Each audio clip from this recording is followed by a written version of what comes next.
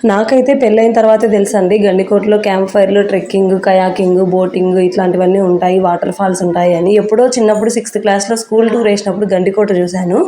అప్పుడు జస్ట్ అలా ఏదో చూసాం గానీ నాకు సరిగ్గా గుర్తులేదు. పెళ్ళైన తర్వాత మా ఆయన చెప్పేవాడు క్యాంప్ ఫైర్ ఇంకా టెంట్‌లేస్తారు. చాలా ఎంజాయ్ చేయొచ్చు గండికోటలో అని.